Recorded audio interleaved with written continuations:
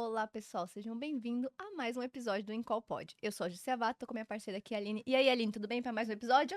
Prontíssima para mais um. Tudo bem, Ju? Tudo bem você aí de casa? E eu vou começar dizendo que hoje eu me sinto honrada pelo convidado que a gente está trazendo para vocês, tá? Garanto muito conhecimento de negócio, inovação, tecnologia e alguém que une resultado e pessoas. Mas, antes de apresentar ele, tem recado? Tem recado, então, ó, já que a Aline falou, convidado de honra, vamos engajar, né, galera? Então, bora engajar. Ativa o sininho, compartilha esse vídeo, não deixa de curtir, curte com a gente até o final e segue a gente nas redes sociais, vai aparecer aqui embaixo. Então, não deixa, para tudo e já faz agora, pra vocês não esquecerem, né, Aline? Isso aí. Bora para a chamada? Bora pra chamada. Então, vamos falar. O nosso tema hoje é transformando negócios com SAP, dados e inteligência artificial. E a gente sabe que esses três pilares são extremamente importantes para coisas simples do nosso dia a dia, desde uma compra online até para a tomada de decisão estratégica, não é, Aline? Pode parecer bobagem, mas tem muita coisa envolvida nesse assunto, não tem? Pode, são vários assuntos que se misturam, mas a gente vai ajudar vocês a entender isso. A gente não, né? A gente trouxe um convidado para. É alguém que navega muito em negócio e que conhece esses processos e como organizar aí as ideias de vocês para isso.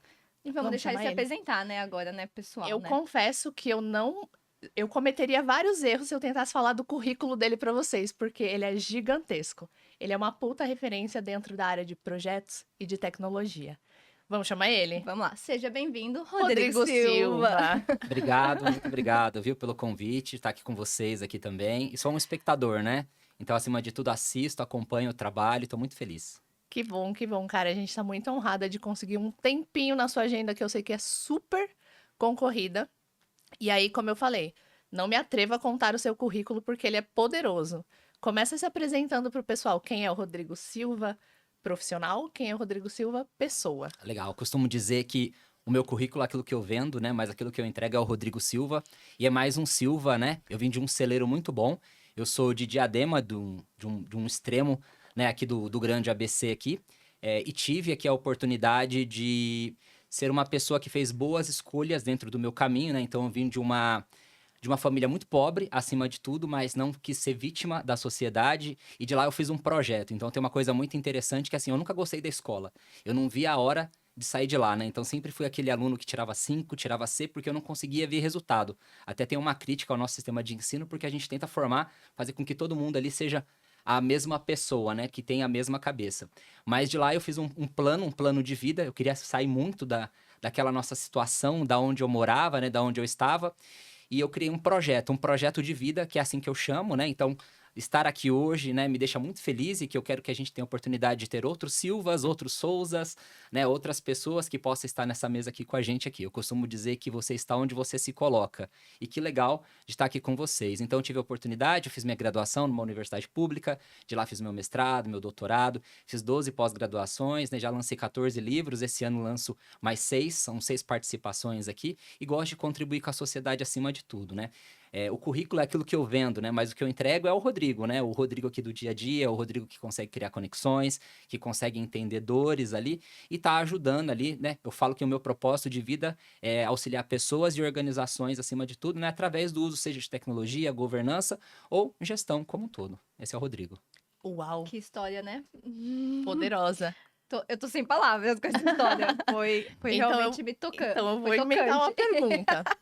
Rodrigo, tecnologia acaba que é uma das formas de entrega. Mas como é que começou a sua carreira profissional até chegar na tecnologia? Não, muito bom. Então, dentro dessa história, dentro desse grande projeto de vida, né? Eu tentei ser empreendedor. Quando era muito pequenininho, eu tentei vender Coca-Cola na feira, né? E eu sou um péssimo vendedor, eu fico com muita dó das pessoas, eu acabava dando ou dando muito desconto. Então, eu vi que eu não ia ser um bom vendedor ali com 12 anos ali. Eu já entendi que o meu negócio não era empreender naquele momento. Então, o que eu fiz?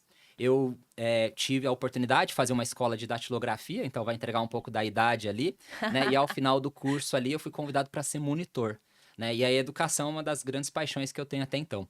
E ali da datilografia, depois eu fui migrando, e aí com 14 anos eu comecei na minha vida profissional mesmo, eu fui um estagiário e me apaixonei pela programação, né? Então a programação, ela fazia com que eu pudesse criar, né? Então tudo aquilo que tinha dentro de mim né? Eu conseguia ser muito criativo acima de tudo, conseguia tangibilizar aquilo que eu estava aprendendo. Então, fiz um estágio, fiquei naquela empresa por 7 anos, daquela empresa eu fiz um processo seletivo, né? Participei tanto da TOTUS, né? Onde a gente se conheceu, na SAP também, então fiquei 5 anos dentro da SAP, fui para Angola, morei em Cabo Verde também, voltei para o Brasil aqui, e aí participei de algumas empresas. E tem uma coisa bem legal, que eu fiquei um bom tempo dentro do mundo de consultoria, mas eu fiz boas relações. E as empresas onde eu prestei consultoria foram as empresas que eu trabalhei depois como cliente. Então, consegui passar pelos dois lados da moeda, né? Um vendendo, né? E depois o outro entregando, né? Porque tem uma grande diferença, né? Quando você é consultor, você vai ali, você simplesmente você entende o que as pessoas precisam ou o que a companhia quer, você entrega aquele escopo e você vai embora. Quando você é cliente, né? Se você comprar errado, você vai almoçar com aquela pessoa que está precisando da necessidade, né? Então eu falo pro pessoal que assim, o nosso cliente ali, ele é o centro de tudo acima de tudo.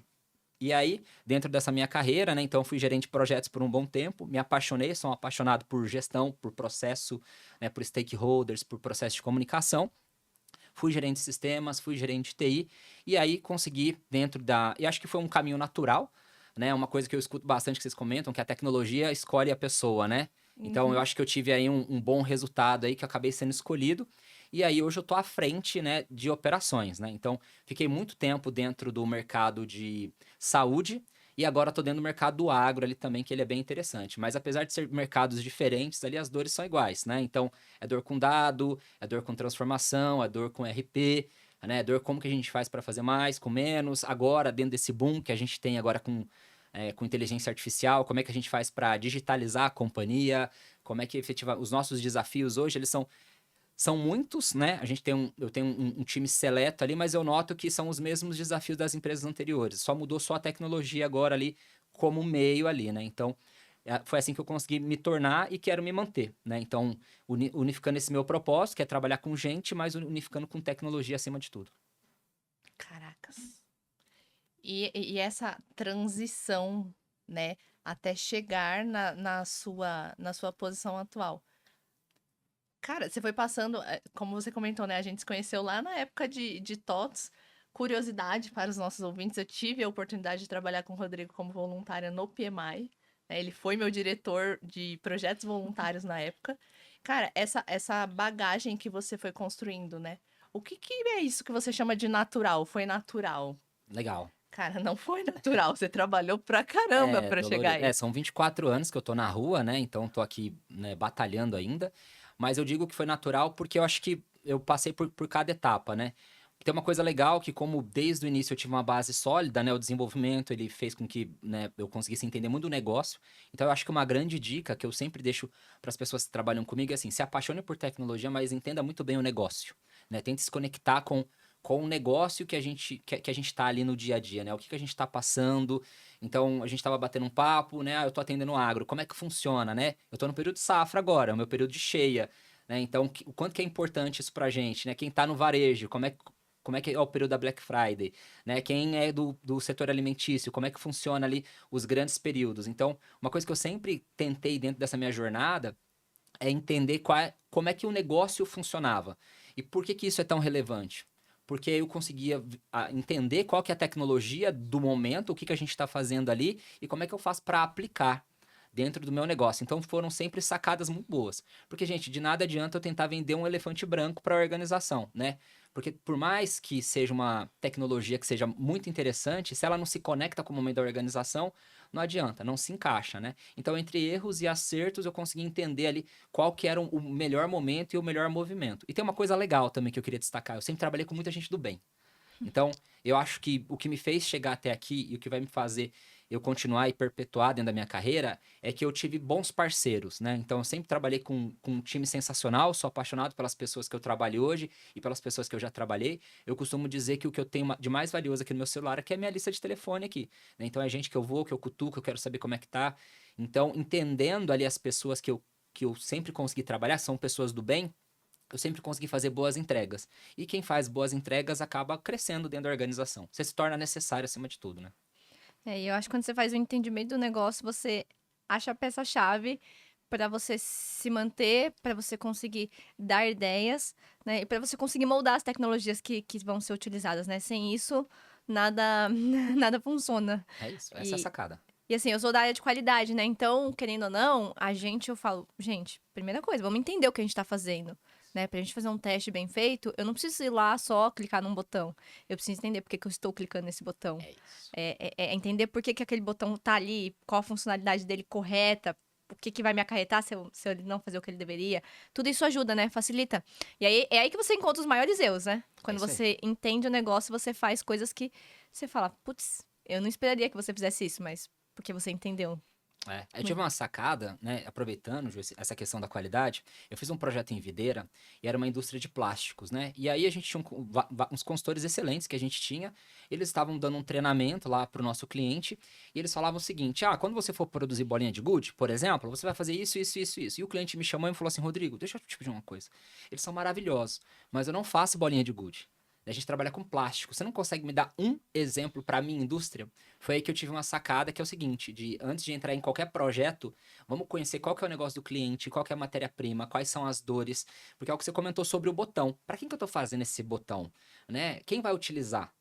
Então pensa assim, desenvolver talvez um site aqui para vender os ingressos aqui para um treinamento do Rodrigo, a gente vai utilizar uma tecnologia, a gente vai entender que é um botão.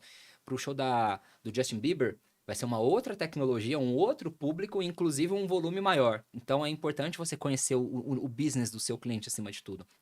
Então, antes da gente chegar em cada projeto, antes eu fazia até um documentinho, fazia uma apresentação do que é, como é que funciona, qual que é a cultura do cliente, o que você precisa fazer lá. Por exemplo, esse cliente, ele me fez um pedido, ele falou assim, olha, a gente trabalha de segunda a sábado, das 8 à meia-noite, se você precisar, durante as entregas do projeto. A única coisa que a gente não faz é trabalhar domingo, porque domingo a gente tem um compromisso religioso aqui na cidade. Era uma cidade até então muito religiosa. Então, isso continha lá no meu documento, né? Entender que se eu estou entrando na sua casa, são as regras da sua casa, não as regras da minha casa. Então, tava lá, olha, domingo o cliente não pode trabalhar. E a gente teve períodos de alta em que se a gente tivesse trabalhado domingo, a gente teria reduzido o impacto. Mas, como era o jogo combinado desde então, a gente tentava cumprir outras semanas ali, entendeu? Então, é entender para que serve o botão. É isso. É. Simpatia. Eu até tive uma experiência que, assim, é diferente. Eu acho diferente, né? Eu sou de qualidade. E uma pessoa de qualidade dificilmente participa de uma implementação. E eu tava num cliente em que a gente foi chamado para acompanhar a implementação, para ficar lá, era uma equipe de call center, porque a gente sabia instruir eles para ajudar, para entender os gaps que poderiam acontecer. Então, assim, foi uma experiência muito legal acompanhar um time de call center ao vivo, tipo, em produção. O que que faz? Não, não, e agora? Então, assim, a gente ficou lá para instruir. E é muito raro isso acontecer, uma equipe de qualidade participar de uma implementação dessa forma. Deram importância pro negócio, Sim. né? A gente absorveu isso no decorrer do projeto. Só consegui porque eu tinha uma experiência que eu conseguia contribuir. Senão, ele não precisaria de uma consultoria de qualidade ali. Porque Não, e o final no Go Live, provavelmente, desse projeto, os impactos foram muito menores.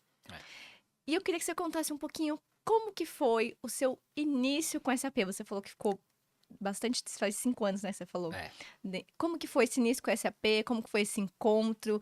É um ramo que poucas pessoas sabem, mas muita coisa por trás é SAP, né? As pessoas usam e às vezes nem sabem que por trás estão usando o SAP, né? Então eu queria falar que você falasse um pouquinho desse encontro. Legal. Bom, primeiro foi custoso, né? Porque eu comecei muito cedo, né? Então tinha sempre uma cara de bebê, né? E é um mercado de dinossauros, onde você tem gente que tá ali rodando por um bom período. Então, no início eu tinha muitos desafios em conquistar o meu próprio time, né? Porque eles questionavam bastante, né? Por que você e não talvez um consultor que foi consultor por muito tempo e por que não ele virar um gerente de projetos? Porque trazer alguém de mercado que fez uma formação, que fez uma certificação. Então era um mercado que até então ele não valorizava tanto certificação, né? Hoje já é um mercado mais organizado, né? Hoje a gente tem o SAP Activate, que é uma metodologia de implantação, mas até então era um mercado um pouco mais bagunçado. Então, no início eu tive muitas dificuldades, né, com o time, com o cliente,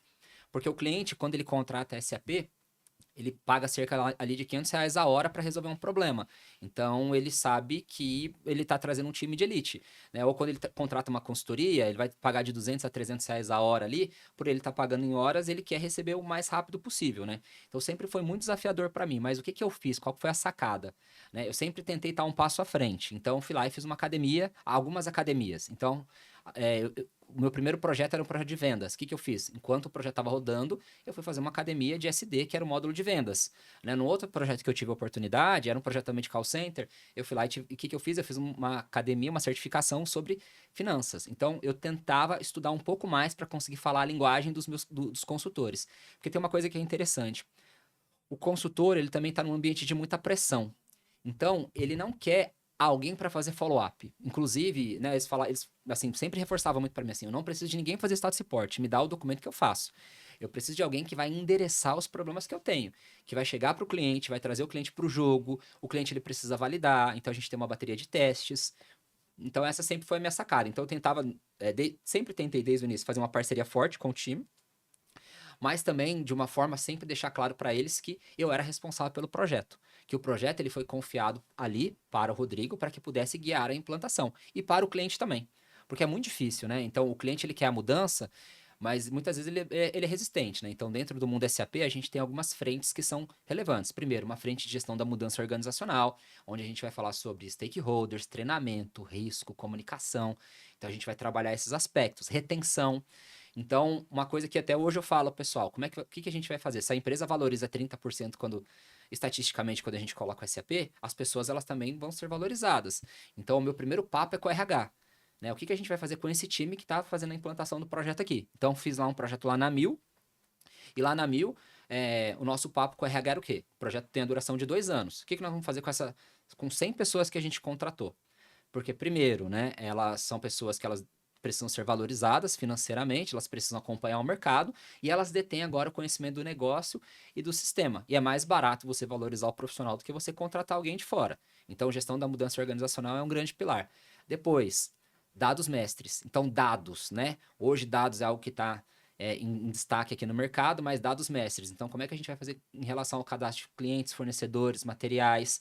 Quem vai cadastrar, quem vai fazer a governança desses cadastros, isso é muito relevante dentro do mundo SAP. Então, era uma frente que eu priorizava também. E depois as questões técnicas, que é a questão de parametrização, você entender que tem um ciclo de vida. Então, uma coisa que eu sempre fiz com os consultores é ensinar que existe um método. Então, pensa que aquele consultor que estava 20 anos de mercado, ele sempre fez do jeito dele porque dava algum resultado. Então, eu sempre tentei colocar algum método. O método, para mim, ele é muito importante. Então, eu deixava claro para eles que o método é como se fosse um trilho. Que a partir do momento que a gente optou em sair desse trilho, talvez o trem vai descarrilhar. A gente precisa tomar muito cuidado com as decisões que a gente vai tomar.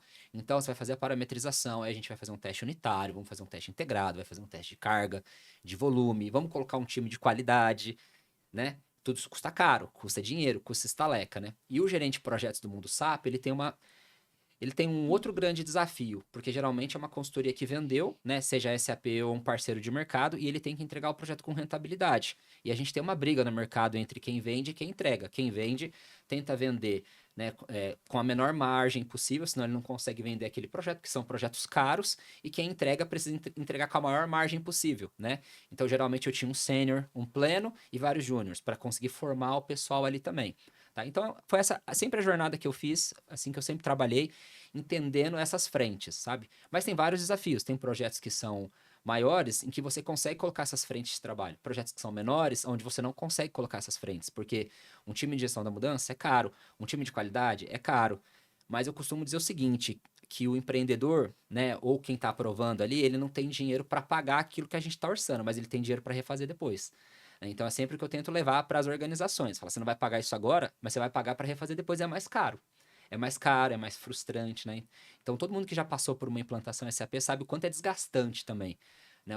Esses key users que a gente chama, o quanto eles têm que se dedicar, né? O quanto eles têm que se doar, por isso que eles têm que ser valorizados acima de tudo. Então eu sento com a organização e a gente discute. No final do projeto ele vai ter um bônus? No final do projeto ele vai receber um aumento? Ele vai ter uma outra posição? Qual que é a estratégia que a gente vai fazer ali, né? Eu acho que isso, acima de tudo, é super relevante. E já me antecipando, eu fiz um projeto lá em Santa Catarina, que a gente tinha uma área que era uma área de faturamento. Então, com a implantação do SAP, essa área ela ia morrer, porque o sistema ele emitia notas automaticamente. E aí o gestor do faturamento, ele estava muito resistente com a gente. Ele não participava dos treinamentos, ele não queria assinar o blueprint, que é um documento de negócios, né? Então eu sentia muita resistência, os consultores já estavam reclamando dele bastante, e eu chamei ele para a gente tomar um café, né? Vamos tomar um café, vamos entender, né? E quis entender um pouquinho mais o que estava acontecendo. Ele falou, cara, assim, minha área vai embora, né? Então vocês, né, são os meninos que vão fazer a implantação do sistema, né, de uma área que vai acabar. Então TI sempre visto ali como os meninos da TI. E eu procurei ali, né, o sponsor do projeto, né, e eu queria entender qual que era a estratégia. Eu falei, abre para mim a estratégia, porque eu tô tendo dificuldade ali, né? E eu preciso do conhecimento deles, porque quem emite nota ali, sabe quais são as condições fiscais de entrada e saída. Então era uma área muito relevante. Ele falou, cara, eu já sabia que isso ia acontecer. Né? Na verdade, esse time inteiro vai compor uma outra unidade da nossa organização. Só que eu estava segurando isso para o final do projeto. Mas, né, se desde o início vocês estão tendo problemas, vamos antecipar um pouco essa estratégia. Eu vou divulgar, né? Não queria divulgar agora, porque era estratégico, mas para tentar ajudá-los. Por que eu estou contando essa história para vocês? Porque existe, assim, tem que existir uma estratégia por trás disso. E talvez, te respondendo agora, sendo conclusivo, o gerente de projeto, seja ele começando, né, no começo da carreira dele, ou já no momento de transição dele para uma outra oportunidade, ele precisa ajudar, talvez ele vai ter que ajudar o cliente dele a pensar em soluções, né? Porque em alguns clientes eles sempre me perguntam, cara, mas o que você recomenda? O bônus eu não vou dar, eu não vou aumentar o salário também, o que vai acontecer, né? Qual que é o risco que eu tenho? Eu vou perder? Eu não vou perder?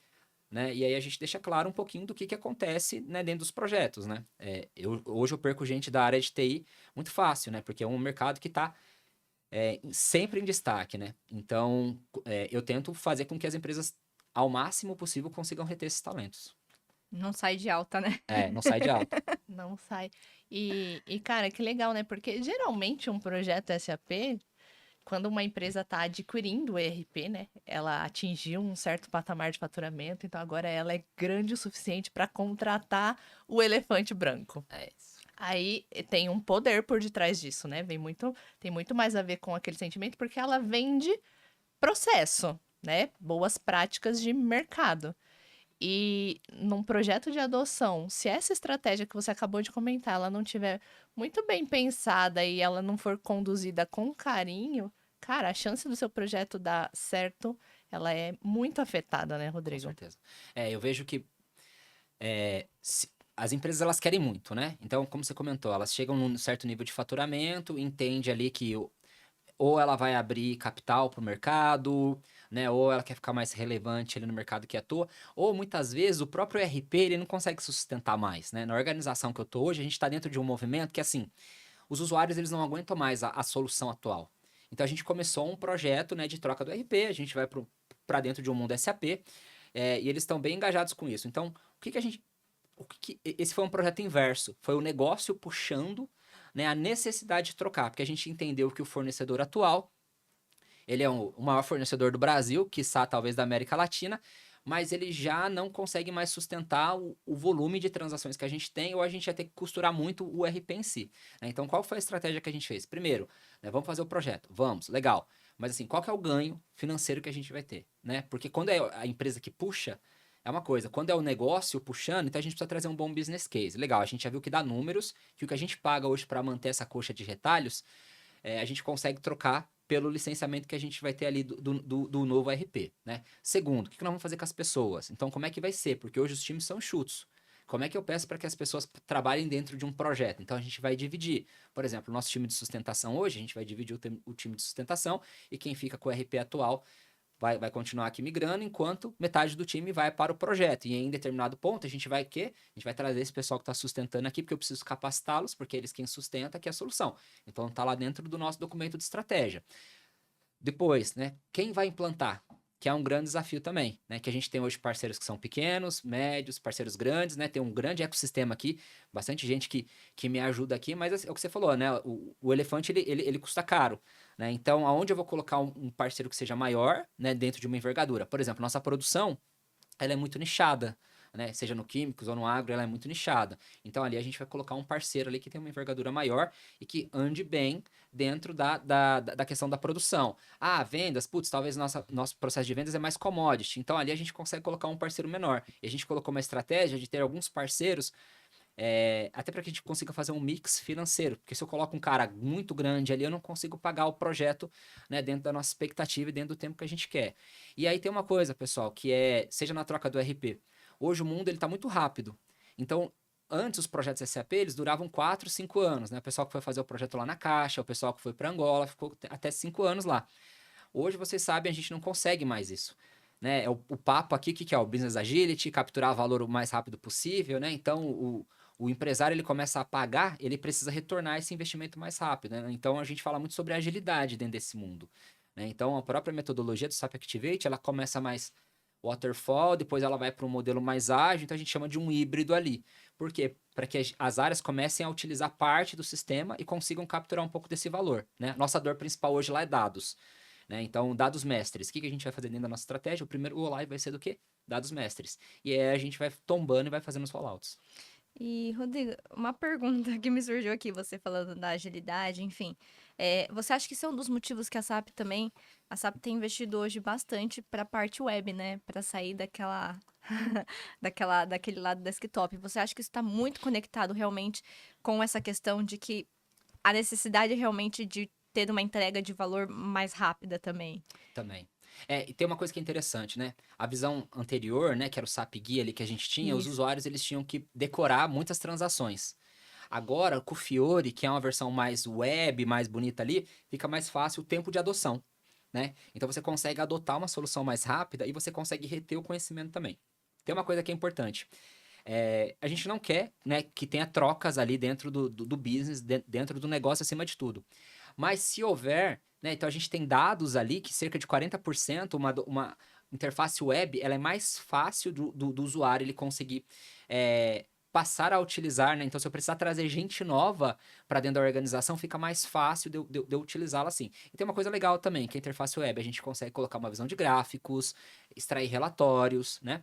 Então, o consultor, que era aquele consultor mais dinossauro, ele teve que ir para o mercado também, ele teve que se atualizar, né? Então, como é que ele vai aprender Wi-Fi, como é que ele vai aprender novas linguagens, né? Como é que ele vai entender como é que UX, né? Então, a gente fala muito sobre UX, UI. Então, como é que eu faço para entender melhor agora, né? Uma nova visualização. A gente ainda está dentro de um período de migração, né? Tem parte que ainda utiliza uma interface mais tradicional e boa parte a gente chama de aplicativos Fiores, né? A gente está fiorizando, então significa que esses aplicativos eles vão ficando disponíveis lá para os usuários.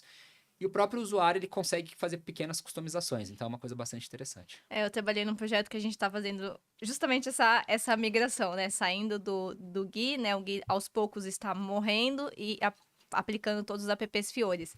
E por isso que eu perguntei pra você sobre isso. E até eu demorei. Assim, a gente que trabalha muito tempo com SAP, né? Que usa o SAP há muito tempo. Você fala de dinossauro, as pessoas que utilizam há muito tempo, eles têm uma resistência em sair do Gui, né? Você fala assim, nossa, o Gui nem tem uma interface tão bonita, mas a gente se acostuma com aquela interface. E o Fiori, ele vem com uma outra pegada, um outro, né? E eu, de verdade, eu falava assim, nossa, mas por que o pessoal acha o Fiori mais legal? Até que um dia, num curso de inglês, eu conversei com um cara que é gerente de supply. Ele falou, cara, sabe por que eu prefiro o Fiori? Porque eu aprovo pelo celular. É isso. Aonde eu tô, aparece aqui, eu aprovo e acabou. Porque eu Mobilidade. preciso passar das aprovações, né? E antes eu não conseguia fazer isso. Se alguém precisasse alguma coisa de emergência, eu tinha que conectar, tinha que entrar no Gui, eu falei, nossa, cara, eu nunca tinha pensado nisso. Quanto para a área usuária, para a área final, existe um negócio muito além de que pra gente, como do lado de TI, às vezes não transparece no dia a dia, né? Se você não usa a aplicação diariamente. Quem é apegado ao Gui, na real, é o consultor, não é o cliente. É porque ele conhece bem ali a transação, Transacional, o fluxo, né? ele sabe como debugar e etc, né? Mas realmente, você tem razão, assim, eu faço muitas aprovações, né? Hoje no RP que a gente tem atual, eu só utilizo o celular, né? Então a gente espera que quando a gente termine essa migração agora, a gente consiga continuar desse jeito aqui. Porque acaba ajudando bastante, senão eu ainda tenho que me conectar na VPN, né? Muitas vezes, então... Socorro, eu acabo tendo... É o que você falou, tem que andar com o notebook dentro do carro acima de tudo, né? Mas eu também vejo muita resistência, honestamente, dos consultores. Já vi mais, eu acho que agora tá dentro de um movimento, mas eu acho que lá é a zona de conforto também. E sabe de uma coisa, pessoal? O mercado, sabe, por ter sido um mercado de muitos dinossauros também, a gente tinha muito uma dor sobre compartilhar conhecimento, né? Então, durante a pandemia, eu fiz um projeto social que era bem legal, que eu contratava um consultor, então eu combinava lá com ele lá, X estalecas ali que eu ia pagar para ele na semana, e eu montava uma academia. E essa academia era bem legal, que eu fazia o seguinte, eram 100 vagas, só que 50 vagas era gratuito para quem quisesse ir lá se cadastrar. Se você tivesse desempregado, a gente não ia te cobrar nada. E as outras 50 vagas, você pagava R$ 100 para participar. Então era um valor irrisório, né? No final ali eu recebia 5, pagava 4 para ele, pagava a licença do Zoom e fechava as contas, né? E aí eu comecei a receber algumas críticas dos parceiros de treinamento, né? Porque tem muita gente que proporciona treinamento que eles falavam o seguinte, putz, primeiro, você tá canibalizando o mercado, né? Você tá arrebentando a gente aqui. E segundo, putz, cara, é um mercado muito caro, né? É um mercado muito formoso ali. A partir do momento que você começa a cobrar R$ 100 numa academia de 40 horas, você tá arrebentando a gente, né? Bom, a De gente um deixou de curso lado. que custa. É, é um curso bem salgado. A gente chegou a fazer 10, 12 turmas ali, a gente fez GMM, SD, FI, super agradeço, inclusive, os consultores que participaram, fizemos gestão de projetos, ajudamos gente a se certificar, foi uma coisa bem legal. E todo mundo me falava assim, como é que você comprova que o cara tá desempregado ou não? Não, não comprovo, quem tem que comprovar é ele com ele mesmo. A gente abriu o carrinho ali e você selecionava uma das duas inscrições. Se você tivesse empregado e não quisesse pagar, era uma escolha sua, você tá pegando uma vaga de alguém, né? E aí teve um consultor que me falou assim, Rodrigo, mas eu levei anos, né, para ter esse conhecimento, né? Eu não posso vender ele tão barato no mercado. E aí eu queria trazer uma coisa para vocês, que é o seguinte: o conhecimento ele é super necessário, né? Ele é super relevante, mas não é o que você conhece, é como é que você vai usar isso. Né? Então eu deixava bem claro para ele que assim, cara, putz, você ter um baita de um documento é super legal, é super importante, né? A gente respeita os 30 anos que você tem de experiência acima de tudo, mas como é que você está usando isso? Com quem que você está se conectando? Quais são os seus projetos de valor? Porque hoje, quando eu vou entrevistar um consultor, o que eu quero saber são os cases dele de mercado. Aonde você entregou, então qual que era o botão, como é que você pensou? Porque o currículo você pode escrever qualquer coisa. A gente está falando, é importante, mas hoje o critério de seleção mesmo é a experiência, né? Então, a gente conseguiu fazer boas entregas, né, desse projeto que a gente tem. Hoje o pessoal ainda me pergunta quando é que vai voltar, mas eu entendi que era pelo período da pandemia ali. Acho que assustou muita gente acabou perdendo suas posições, a gente foi pro remoto, então como é que ia ser, a gente estava se adaptando ali, né? E deu certo. Cara, que projeto sensacional. A minha pergunta era quando é que vai voltar? Não, mas brincadeiras à parte, eu queria voltar num ponto que você falou, sei lá, talvez na terceira pergunta, né? Sobre a importância do negócio na hora da gente se posicionar profissionalmente, né? O quanto eu conhecer negócio. E aí, linkando um pouquinho com o tema geral da nossa conversa, né? Como é que você enxerga o impacto dos dados e, consequentemente, ali na sequência, né? A IA para, por exemplo, organizar esse projeto que hoje você compartilhou com a gente que está conduzindo. Legal. Bom, dados é a mina de ouro hoje, né? Então, mais do que tudo, primeiro, né? A gente está dentro de um movimento dentro da companhia, a gente chamou de cultura de dados. A gente entendeu que a gente tinha muitas ilhas de informação, são 73 subsistemas que a gente tem ali, poucos se conectam. Então, o primeiro ponto, a gente fez um trabalho de cultura. Fizemos um assessment, né? E aí super recomendo, pessoal, essas entrevistas com cada usuário, entendendo assim, quais são suas dores hoje, aonde estão suas informações, o que você faz com isso, né? Aonde você captura, porque aí a gente conseguiu ter a gente perguntando para o nosso cliente aonde dói. A gente já entendeu que dói bastante. Legal. O passo 2, a gente cria um trabalho de champions, que são as pessoas que vão ficar responsáveis ali, né? Vai ser um data steward, vai ser os donos de cada dado ali que a gente vai ter dentro do projeto. E depois a gente fez um roadmap ali de integração, de conseguir fazer com que os sistemas consigam conversar um pouco. Então, primeiro, a gente tentou estruturar nossa casa. E por último, inclusive, a gente colocou uma área, que é um CSC, recebendo essas informações e eles sendo os donos das informações. Então, quem vai manter os dados de cliente, fornecedores e produtos. Por quê? Porque não dá para fazer inteligência artificial sem você ter seus dados organizados. Então, foi a nossa primeira lição, né? Então, começou a ter um boom sobre AI generativa e a gente falou, putz, vamos utilizar. E aí, a nossa primeira dor foi, da onde eu busco as informações? Né? Aonde a minha AI aqui, o que ela vai trazer para o nosso usuário, se hoje o usuário ele já tem dificuldade de buscar essas informações. Então a gente entendeu que não dava para fazer AI sem dados. E tem uma coisa legal, que esse projeto de cultura de dados, ele vai alimentar o quê? Duas grandes áreas. O nosso projeto de AI, que a gente está fazendo, onde a gente tem bons casos de uso, e a nossa implantação do nosso RP. Então tá vendo que isso acaba se tornando um roadmap. E aí, ele tem uma coisa legal. Você precisa ter uma estratégia no final de tudo isso, né? Então, é uma coisa que eu sinto falta quando eu tô conversando um pouco com os meus colegas, né? Que eles falam, putz, a gente tá utilizando lá alguns GPTs, né? Estamos fazendo as adoções de algumas coisas, mas tá muito solto ainda, né? E eu falo, putz, mas isso tá conectado com o quê? Como é que vai fazer? Uma coisa é você estar experimentando, que eu acho que é super legal, né? A gente está em movimentos de experimentação, mas no final, como é que isso vai gerar valor para o negócio, né? Para o negócio acima de tudo. Tem uma coisa legal também, que é o tema central do que a gente está falando, como a gente está falando sobre business.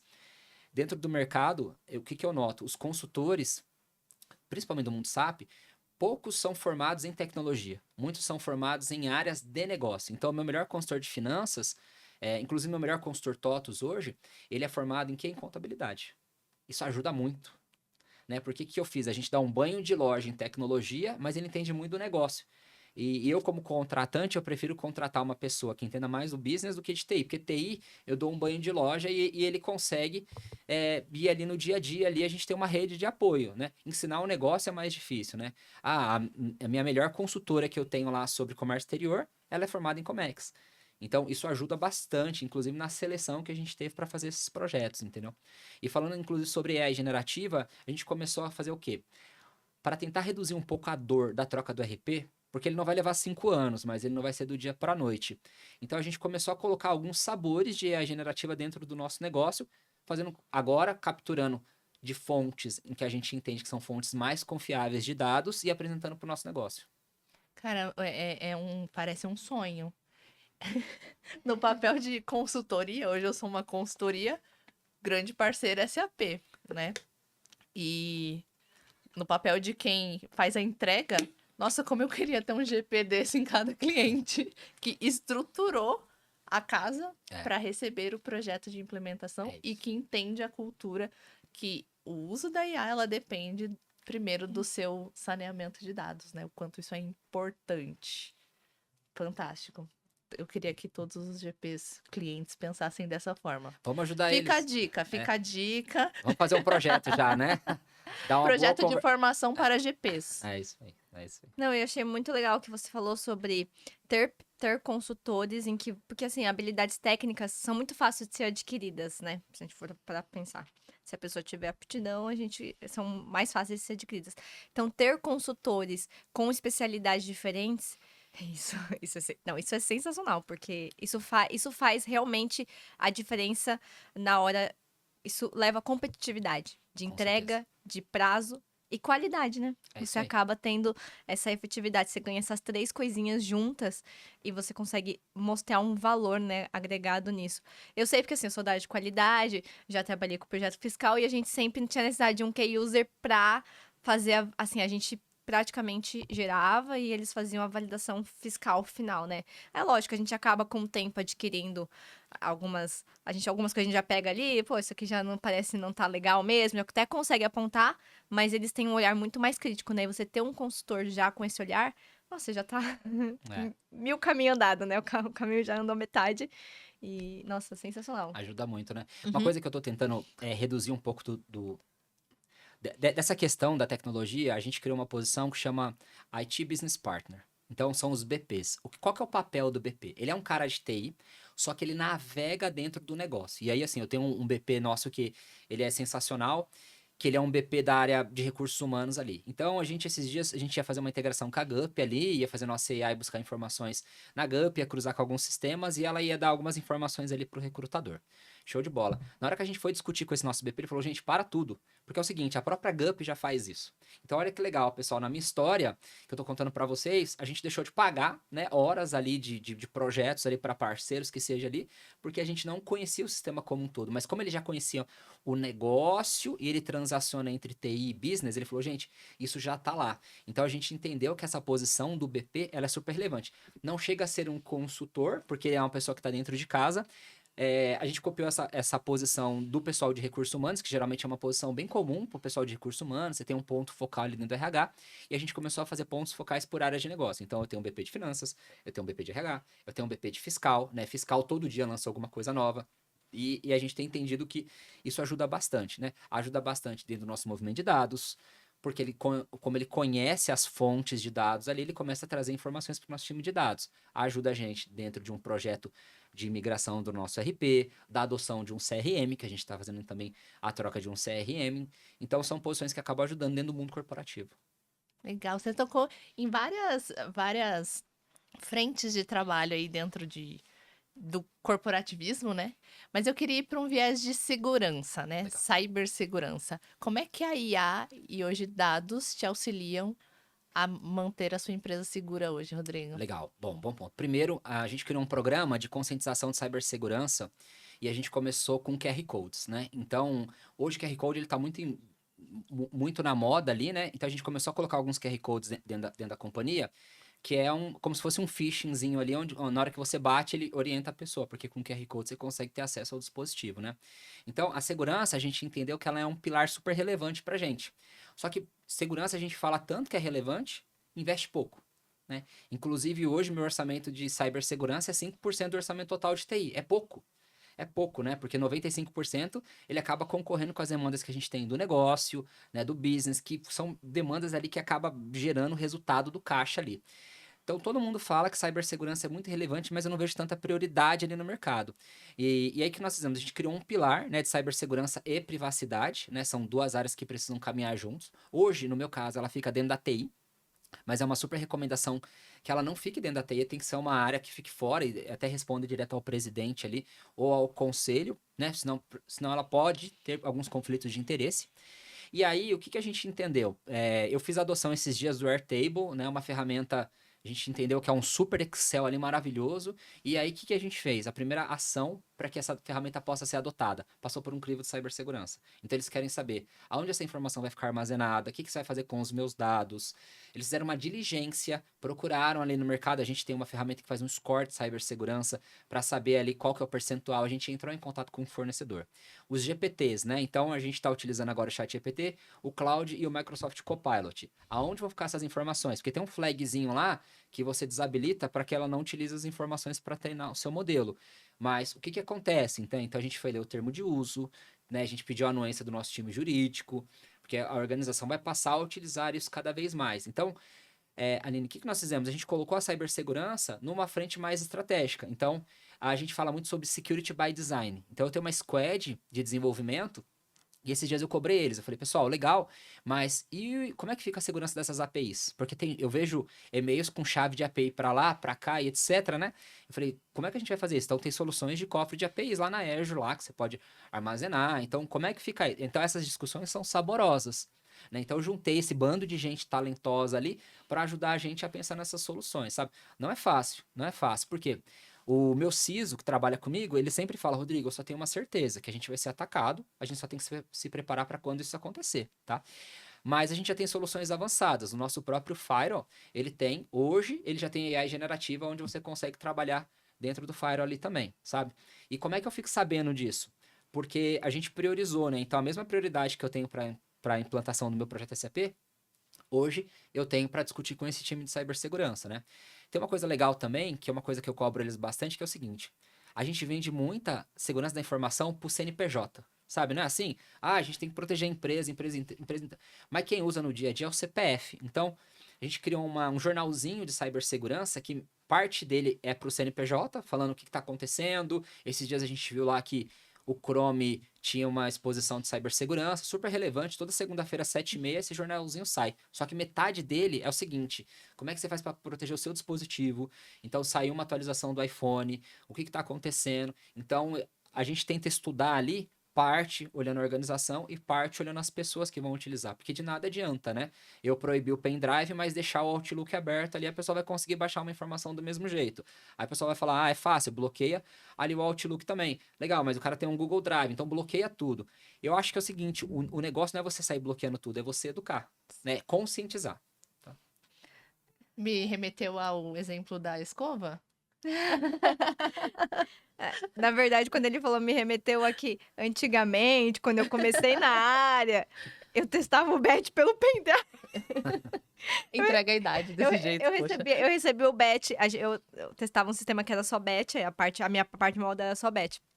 A gente dava o batchzinho no pendrive, a gente botava na máquina, rodava e conferia tudo no banco de dados. Eu falava, meu Deus do céu. É isso aí. Faz muito tempo, né?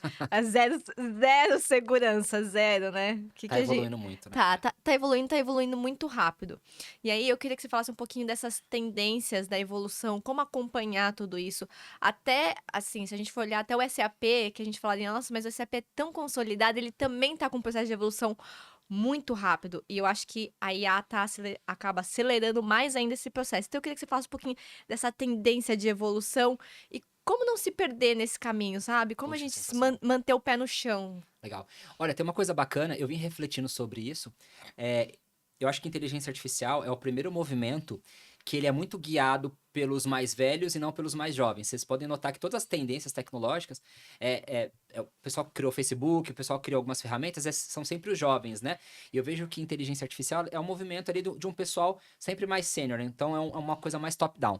E aí, como fazer para se atualizar? Primeiro, é muito difícil, né? Uma coisa, esses dias o meu presidente, ele chegou em mim e falou, putz, mas você já testou aquela AI da China? E aí a gente notou o quê? Que o board tá mais acelerado ali do que a gente deveria, né? Então, primeiro, eu tenho uma área de inovação onde a gente tenta experimentar algumas ferramentas e eu sempre tento trazer alguma coisa, né? Inclusive, eles até me comentaram esses dias, putz, é muito legal a gente ter um olhar para o futuro, mas a gente precisa manter o hoje, né? E eu trouxe para eles ali o espaço para a gente, o contraditório é importante também. Se a gente só olhar o hoje, não olhar o amanhã, a gente vai ser só uma área dos meninos da TI que só entrega computador, né? Então a gente precisa olhar sim o amanhã, porque o meu cliente hoje ele vê isso mais do que tudo. Então, uma coisa que eu tento fazer nesse processo de experimentação, Ju, é como é que eu vou experimentar e tentar gerar algum valor para o negócio. Por exemplo, o GPT, todo mundo usa, né? Chat GPT. Nós criamos uma solução super simples, que é um assistente de GPT para a área do legal, para o pessoal do jurídico. Como é que funciona isso? A gente treinou um GPT que o próprio usuário ele consegue fazer isso, não precisa de programação nenhuma lá. Ele com a licença paga, ele vai lá em meus GPTs, ele cria um GPT e a gente criou um assistente jurídico para que ele possa analisar contratos e propostas. Então você sobe um contrato a uma proposta e ele traz ali para você 12 tópicos ali que são pontos de atenção. Gente, fiz uma venda disso dentro da organização, a gente chamou de Legal GPT e explodiu. Bum! Por que eu fiz isso? Então, reforçando, eu experimentei a ferramenta, levei para o negócio gostou, e a gente conseguiu fazer a adoção do chat GPT. Isso me ajudou o quê? A financiar as nossas licenças, né? Então, foi o primeiro ponto. O segundo ponto, a gente queria muito trazer licenças de Copilot, porque ela acaba ajudando, né? Então, hoje tem transcrições de reuniões, cada um quer usar a sua AI, o próprio Copilot faz. Então, a gente criou a Nina. O que é a Nina? A Nina é uma colaboradora digital, ela fica dentro do Teams. Eu peguei meu mapa de sistemas, a gente pegou todos os links, lembra, são 73 sistemas, e quase nada fala com nada. Então essa era a minha história. E quando o colaborador chega na organização, ele precisa saber como é que eu faço para aprovar horas, como é que eu faço para aprovar o período de férias do colaborador. Então a Nina é um contato dentro do Teams, que foi feito em Copilot, super simples também. Você pergunta lá, qual que é o link para aprovação, né, da folha de pagamento? Bum, ela fala com você. E ela tenta te ajudar a todo momento, né? Então, se você tiver um erro dentro do RP, você coloca lá o erro 400, o que é? E ela vai lá, a gente fez uma configuração para ele lá no site da TOTUS, ela pega a FAQ da TOTUS e ela traz ali as principais soluções, né? Isso para quê? Para reduzir o tempo que eu tinha ali de ter um suporte N1 e N2. Por que eu estou fazendo isso? Te respondendo? Experimentação, né? E a gente teve um boom ali também. E no final, a Nina faz uma coisa legal. Se ela não conseguir te ajudar, ela abre um chamado dentro do nosso sistema de Service Desk. Qual foi a nossa sacada também? Deixar mais uma ferramenta para o usuário. O que isso gerou? Mais apoio da alta administração para que a gente pudesse continuar o uso de ferramentas. E aí agora a gente está num projeto fantástico, que é um projeto de visão computacional. Então eu tenho um colaborador que ele fica só contando a quantidade de bolinhas ali dentro do microscópio. A gente pega essa foto agora, eu estou colocando ali para que a AI possa contar a quantidade de bolinhas ali para a gente ali. Tem todo um cálculo, todo um estudo ali. Isso vai ajudar o quê? Primeiro, é gente que fica o dia inteiro olhando para o microscópio, é um volume de pessoas, né? O olho dói, o olho fica cansado, né? Então, o que a gente quer fazer? A gente quer ajudar o nosso usuário ali, tá? Não é fácil a gente se manter atualizado, porque, inclusive, o nosso próprio negócio trouxe que já tem ferramentas prontas no mercado, né? Então, a gente vai tentando estudar. O que eu fiz? Então, eu separei um time, é um time pequenininho, né, que a gente tem para ir pegando essas tendências e experimentando, né? Agora tem o Make, que é uma ferramenta ali para criar os fluxos. Então, a gente está experimentando o Make. Mas como é que eu faço para alinhar com o que a Aline perguntou, com a cibersegurança? Então, a gente tem todo um cuidado de experimentação e manter esse negócio sustentável. E esses micro SaaS também eu tenho uma preocupação. Hoje eu recebi uma fatura de $2.000 ali no cartão, né, de um micro SaaS que a gente está utilizando. E para mim foi um susto, né? Até me deu um baque ali. Porque você faz uma adoção, ele é muito barato, mas de acordo com o volume do que você vai utilizando, ele vai mandando no seu cartão ali. Né? Então a gente começou a pensar no que? A gente precisa tomar mais cuidado agora com essas experimentações, porque ela vai custar um volume alto de estalecas pra gente ali no final, entendeu? Então acho que é isso, é você ter gente que tá olhando e vai experimentando. tem uma coisa que a gente fala que one size does not fit all. Então, nem tudo vai servir para o momento, né? Mas eu acho que a gente está num momento agora de que a gente precisa pensar em algumas ferramentas. A gente está fazendo um projeto de inteligência para o crédito. Então, como é que eu faço para utilizar a inteligência artificial ali dentro das aprovações, dentro dos nossos score ali, utilizando base de dados. Então, tá vendo? Tá tudo muito interligado. Como é que eu faço para olhar dados? Como é que eu utilizo meu RP? Como é que eu utilizo essa gama de sistemas que eu tenho? Como é que eu reduzo um pouco esses sistemas? E aí eu acho que a AI, ela pode ajudar a gente nisso, sabe? Como é que eu faço para que eu possa utilizar talvez mais assistentes ali no dia a dia, tá? Mas você falou, assim, algo sensacional que me remeteu, pelo menos minha conclusão de tudo isso que você falou a gente pode usar AI, a gente deve usar AI, mas tanto a AI quanto N tendências que a gente tem de mercado, ela tem que ser equilibrada, né? Porque, assim, o uso da AI, você pode, a qualquer momento, expor seus dados e, cara, se você expor errado, é um caminho sem volta. É um caminho sem volta. Você não retorna. Então, ter esse cuidado, essa maturidade em cuidar dos dados e experimentar da forma correta é um equilíbrio. E outra coisa que eu enxergo em tudo isso para ter esse equilíbrio se não fizer sentido pro negócio, pra que eu vou pôr AI? Não vai adiantar, a cara não vai usar. Então, tem que fazer sentido pro negócio. Então, aonde você tá experimentando é onde tá fazendo sentido pro negócio, é onde eu vou acelerar, onde eu vou ganhar um acelerador. E as pessoas hoje, há um movimento também no mercado de muita fobia de, vou usar, e aí vai resolver todos os meus problemas. Mas calma, ela tem que ter sabe, um equilíbrio, Tem que se conectar, né? Tem. Eu acho que é isso, tem que gerar valor, a gente tem que entender. E a gente errou bastante também, né? A gente queimou muita largada também. Porque é o que você falou, tá em um boom e assim, e de certa forma eu não sou cobrado diretamente, mas como líder de tecnologia, eu preciso olhar o hoje, mas eu preciso trazer o amanhã para a organização, né? Mas eu preciso entender os momentos, eu preciso ter os sócios. Esse movimento que a gente está fazendo de visão computacional, quem me procurou foi a área.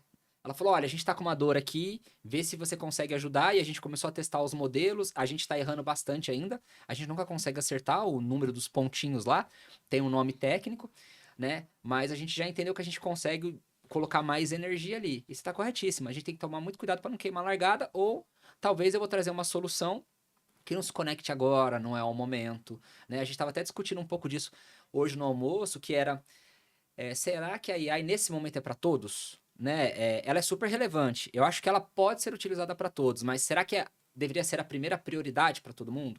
Né? É o que a gente precisa pensar muito nisso, porque tem uma pressão grande de todos, né? Eu não posso ser o cara de tecnologia e não falar de AI. Né? Eu não posso não ter casos de uso, sabe? Mas como é que eu faço para utilizar de um jeito consciente, para não receber faturas e que não se conecte com aquilo que vai gerar resultado? E, Rodrigo, você acha que Deixa eu terminar a pergunta antes dele perder essa linha de raciocínio.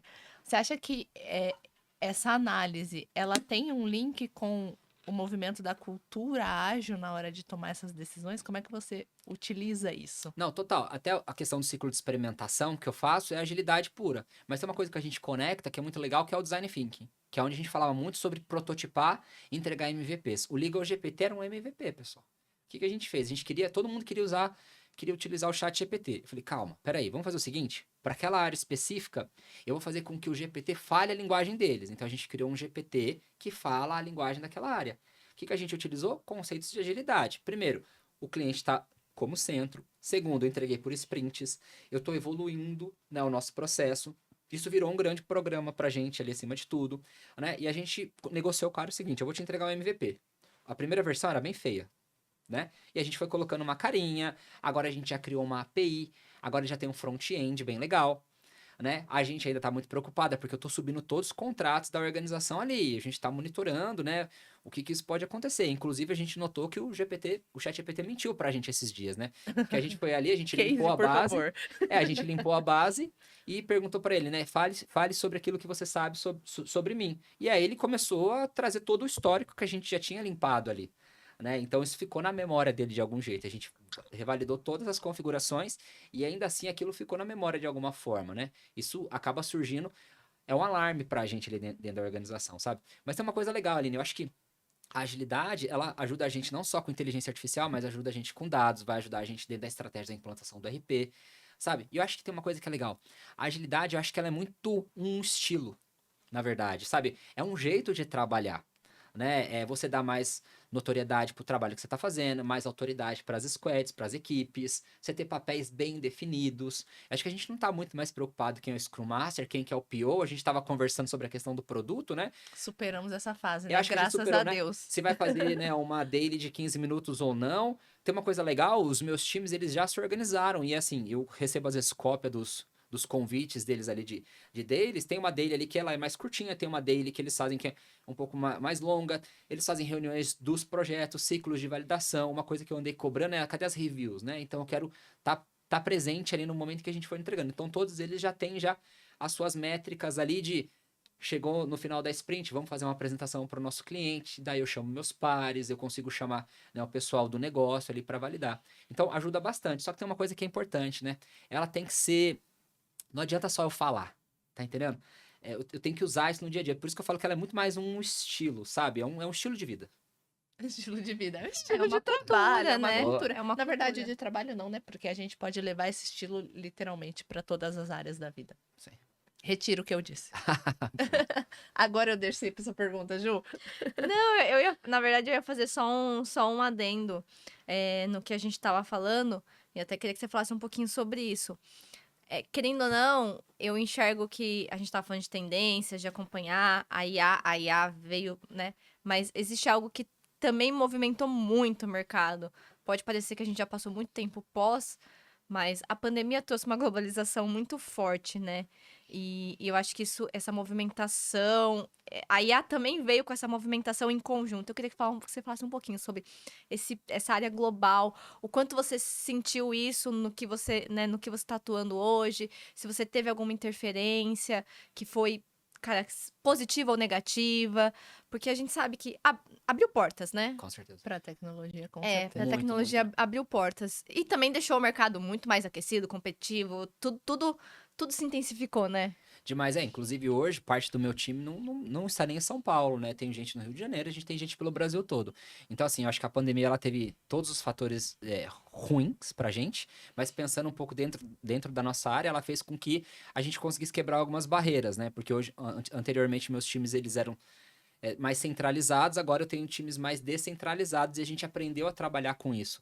Eu já nem consigo mais pensar, hoje me dá agonia quando a gente faz reuniões presenciais e vai todo o time ali e a gente passa o dia inteiro juntos, eu fico pensando em como é que vai ser a logística deles, como é que eles vão voltar para casa, né? Então, isso pra gente é um fator importante. E tem uma coisa que eu acho que é mais relevante ainda, é assim, é o acesso à informação. Né? Desde a pandemia, a gente tem uma chuva, né, de informações. Primeiro, a gente teve uma chuva de lives, inclusive era às 19 horas ali, tinha várias lives ali, né, de segunda a domingo, mais ou menos assim, é o horário preferido do pessoal. O pessoal já tá ali mais disponibilizado, mas a gente tem muita informação acima, tem a informação em abundância, sabe? E aí, o que eu acho? A gente só tem que tomar muito cuidado, né? Agora a gente tem a NR1 ali, então a gente tá falando muito sobre saúde mental. Então, dentro desse boom do mercado que a gente teve pós-pandemia, hoje o que mais me preocupa é como é que a gente vai fazer para não ter burnout, como é que eu vou fazer para que a gente consiga ter escalas de trabalho mais sustentáveis acima de tudo, como é que eu faço para estar sempre atualizado, mas não estar extremamente, né, com uma cabeça cansada, né? Então, uma coisa que eu fiz legal com o nosso pessoal, a gente fez um trabalho de mentoria, então cada um escolhe um mentor para conseguir guiar, porque a sua experiência pode ajudar. É um trabalho totalmente informal, mas a guiar, então a gente tem algumas reuniões pontuais ali para conseguir fazer um movimento de carreira, independente do nível que você está ali, para trocar uma ideia sobre vida também, sabe? Então, porque a gente fala muito sobre globalização, mas o ser humano é o centro de tudo ali, né? A minha preocupação.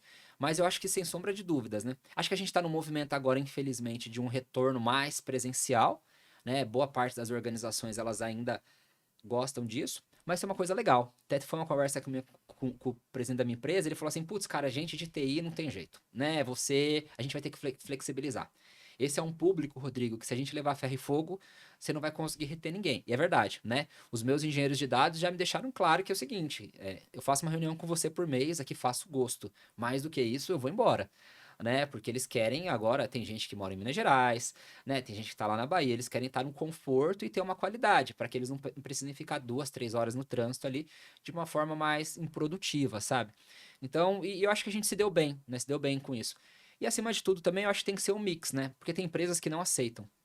né? Vejo o pessoal, né, da área de educação falando o quanto que é mandatório que eles estejam lá, que tem a questão da história do café, que o café é relevante, o café é importante, é ali que a gente tem a questão da cultura, mas eu acho que a cultura, ela tá no dia a dia, né? Inclusive esse pessoal que fica mais remoto com a gente, que trabalha mais remoto ali no dia a dia ali, a gente faz várias ações para que eles estejam bem conectados com a nossa cultura, que eles não se sintam excluídos, que eles não tenham um burnout aí de tantas reuniões seguidas, né? A gente tentou criar agora um processo de reuniões no máximo de 45 minutos, para que dê Legal. 15 minutos para você ir no banheiro, porque senão você fica Emenda seguido, próxima. emenda a próxima, e vai fazer uma reunião de 30 minutos, tentar fazer até 20 minutos, porque várias reuniõezinhas de 30 minutos também elas acabam, né? Ninguém aguenta ficar o dia inteiro olhando para, né, o computador ali e sendo pressionado, né? Acho que o cérebro não foi preparado para isso. Então é um movimento que a gente tem feito, sabe? Pensando um pouco mais no ser humano, se atualizando acima de tudo, tá pensando em tendências, mas cuidando do hoje, né? Agregando valor. É engraçado porque o home office ele traz uma qualidade de vida, mas a gente, principalmente os nós, acho que brasileiros, estamos levando um peso também pra ele que pode acabar mental. A qualidade de vida que a gente tem fisicamente, a gente acaba mentalmente com ela. Muito, Sobrecarregada, né? muito rápido, né? E o que É. você falou de. A minha empresa, ela tem um negócio que ela lança no nosso Outlook. Tem lá já escrito pausa. Aí é até um. Até tem um letter que você pode ler. Então, assim, já fica no Outlook lá, pausa de 15 minutos. Sensacional. Então, assim, é como se a sua agenda já ficasse bloqueada esses 15 minutinhos, né? É lógico, você pode ir lá descartar, mas você pode olhar para aquilo e falar assim, É não, normal, né? Não é fazer- errado, porque você tá em casa, você fazer uma pausa pro café, eu vou né? fazer uma pausa de 15 minutos. Vai. A gente até viu uma convidada aqui que falou assim, eu faço pausa e eu vou olhar pro verde. Porque o verde, a natureza, abre assim a mente. E aí eu volto com a cabeça limpa pra continuar. E teve mais uma convidada, você falou do momento do café, né? A importância do momento do café. Que ela compartilhou que eles criaram uma sala no Teams, que era a sala do café, e todo o time tinha acesso e aquela sala estava sempre ligada. Então, eu vou fazer a minha pausa e eu preciso desse momento de troca, eu entro na sala, tem alguém lá, eu vou trocar essa ideia. Lembra desse episódio? Na empresa anterior eu cheguei a contratar uma ferramenta que você entra no site e você escolhe a sua posição da mesa e é um escritório virtual ali. E aí você abre o microfone, você consegue conversar com o pessoal e tal. Então a gente tinha um espacinho nosso ali que era onde a gente tentava estar mais próximos ali acima de tudo, sabe? Tem uma coisa que eu noto, às vezes dá 11 horas da manhã eu tô extremamente exausto. Mas aí quando eu olho pra agenda, porque eu fiz reunião às 8, 8 e meia, 9, 9 e meia, então a gente tem tomado muito cuidado com esse volume. Porque o remoto fez com que a gente pensasse que ser ocupado é ser produtivo, e não é isso. Né? Então, uma coisa que eu tenho pedido para os nossos times é assim: bloqueia tempo para que você consiga descansar, para que você consiga ver seus e-mails. Porque o que o pessoal fazia? Ficava das 8 às 5 ali, imerso em reuniões, e ia ler os seus e-mails à noite. Então, eu começava a receber muitas respostas dos e-mails no final do dia. Né? Então, a gente entendeu que, putz, cara, é diferente, né? Ser produtivo é uma coisa e ser ocupado é outra coisa. Até porque se estivesse no escritório, ele ia parar um pouco para ver os e-mails e responder, porque quando chegasse em casa, ele não ia fazer isso. Ah, Então, tem que dimensionar bem também, porque eu tenho ido muito ao escritório para só usar a internet do escritório. Então, assim, eu me culpo muito. Eu falo, pessoal, não adianta estar presencial e eu não estar usufruindo do que está aqui. Então, os dias que eu escolho para estar presencial, eu tento bloquear um pouco a entrada em reuniões remotas, porque daí realmente eu quero usar o tempo do café, né? Eu quero ter um tempo para olhar o pessoal, né? Para entender o que está acontecendo, para capturar mais demanda e mais necessidades, assim. é uma boa sacada também. Eu vou ter que guiar para o final. Tem que guiar, porque a gente... Posso? Pode não, deve, porque Eu vou nosso fazer tempo uma. foi. Mas foi muito gostoso, viu? Depois eu Voou. comento. Eu vou fazer uma Aham, última perguntinha sobre tendência e aí depois a gente vai para final, tá bom? Tá bom. Rodrigo, eu queria o seu ponto de vista mesmo de quais são as tendências para TI nos próximos 10 anos. Legal. O que vem por aí, na sua opinião? Que é um Legal. cara que tá super antenado. Pois é. Eu acho que são três. A gente fala de avenidas de crescimento. Primeiro, cibersegurança. É um negócio que vai pegar, porque a nossa informação, ela tá em todo lugar. Né? Então, tem uma tendência aqui que a gente vai conseguir vender, né, nos próximos meses, nos próximos anos, os nossos dados pessoais. Então, você vai conseguir comercializar isso. Então, pensa que se hoje o seu dado ele já está exposto, você vendendo ainda, então onde estarão essas informações? Então, eu acho e quero compartilhar aqui com o público aqui o quanto que é relevante esse pilar, né? É um negócio que vai crescer Hoje a gente já tem acompanhado, é uma coisa que trava empresas, né? Fui invadido ano passado numa outra empresa, dentro de um data center que a gente tinha, ficamos 7 dias sem faturar. Então é um negócio que pode dar uma dor de cabeça maior. Cibersegurança. Segundo, dados. Dados é o petróleo, é uma coisa que todo mundo fala, mas é onde está o coração da empresa ali. Né? A questão sobre tomadas de decisões, a gente falou sobre SAP, como é que o Joule ele vai se conectar lá e ele vai trazer essas informações, como é que a AI vai se conectar, então é o grande negócio. E por fim, AI. Hoje eu só falo sobre agentes de AI. Como é que a gente vai fazer os nossos agentes, né? Hoje eu tenho um agente que ele substitui 3 posições, então ele vai lá e responde os chamados, ele tenta ajudar dentro da base de conhecimento. Então eu vejo que a AI, aqui ela não só para os próximos anos, mas daqui como um ponto de partida, sabe? Eu acredito que a nossa conversa do próximo ano, ela vai ser totalmente diferente, o quanto que a gente vai ter maturidade dentro desse negócio. Me preocupa também, né? O Pedro hoje é o meu filho, ele não pergunta mais pro Google, ele pergunta pra Alexa. Então, tá entendendo? O mundo mudou, né? Ele fala uma nova linguagem, né? E agora ele aprendeu a perguntar pro ChatGPT. Então, como que vai ser, né, o plano de aprendizado do Pedro daqui para frente? Então, isso como pai também me preocupa bastante, né? Que é um momento em que eu olho e que eu falo, putz, preciso voltar um pouco. Não sei se eu seguro, não sei se eu ensino, né? Mas vamos experimentando, vamos vendo quais são os resultados aí. Então, são as minhas grandes 3 avenidas de crescimento. E a gente, como TI, a gente carrega essa responsabilidade, né? De olhar para eles e falar, puta, eles precisam de uma certa forma olhar para o futuro, mas é um futuro também muito perigoso de você não conhecer o passado que a gente conhece. É perigoso. A gente tem medo de faltar base, né? Eu vou começar a sentir isso. Vai sim. Eu vou. Ainda não fala, né? Mas daqui a pouco ela vai perguntar pra Alexa, tenho certeza. E garanto que você colocar o celular na frente dela, ela já passa o dedo. Exato. Não é? Eu coloco o celular lá, Já presta ela atenção. até para de fazer o que ela está fazendo e fica assim, tipo, o que é isso? Dá pra você parar aí? Bom, vamos fazer a pergunta final? Vamos, eu deixo você seguir. Não, pode fazer. Então, vamos lá. Bom, vamos encerrar. Eu vou te fazer uma última pergunta aqui, que é: que conselho você deixaria para quem quer se tornar uma referência na área de tecnologia? Legal, boa. Ter boas conexões. Gente, o networking, ele pode te levar para mesas em que a sala de aula não vai te levar. Por muito tempo, eu me preocupei muito com a questão da educação, da formação, do mergulho. Mas é o networking que vai fazer com que eu possa convidar vocês para trabalhar comigo, eu possa receber um convite para trabalhar com vocês. É relacionamento. Se você quer ser referência, eu costumo dizer que você está onde você se coloca. Se coloca como? Né? A gente consegue estar em boas mesas. Então, uma coisa que me preocupa muito, que a gente que é no mercado de tecnologia é muito introspectivo e às vezes não sabe utilizar esse canhão, né, que é a nossa rede. Olha quanto tempo, Aline, levou pra gente se ver. Caracas, cara. Tá entendendo? Desde 2011. Por quê? Tá entendendo? Olha o quanto que a gente poderia ter colaborado mais, ter aprendido mais, ter feito mais coisas. Então, o networking, eu acho que é o ponto fundamental. Esse ano eu tô imerso. Eu fiz uma agenda de eventos para conseguir cumprir até o final do ano ali, de publicações, de locais que eu quero estar, porque eu quero me conectar com gente. Só que eu não quero só ter o contato, né? Eu quero manter o contato. Eu acho que é o que eu levo aqui e quero compartilhar com vocês. Isso é ser uma referência. É sensacional. Rodrigo, assim, cara, muito obrigada pelo papo de hoje. Agradeço. Gente, pra quem tá começando agora na área, esse episódio, não, gente, olha, mas tem muito termo interessante. Muito termo que vocês têm que conhecer. Que às vezes a gente fala assim, nossa, parece bobagem, mas assim, você entendeu o que é um business partner importante.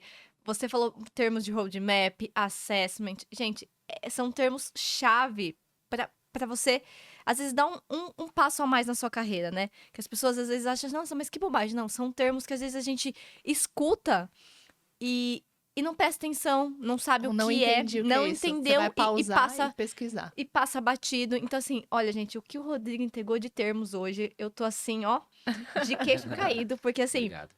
realmente, e principalmente na área de SAP. A área de SAP, ela tem muitos termos que as pessoas precisam conhecer. Eu falo, pessoal, gente, estuda.